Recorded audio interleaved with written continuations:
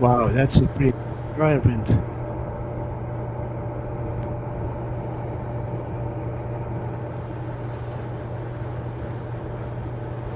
Those tiny holes are the only escape route for the hot air, hot and moisture from your dryer.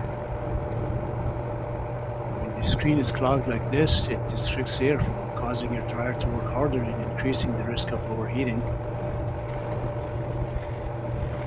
This vent was cleaned a few months ago. You can see how quickly it can go. Always check your dryer vent a few 2-3 months. Make sure it's clear of all the lint and keep your home safe and your dryer running efficiently.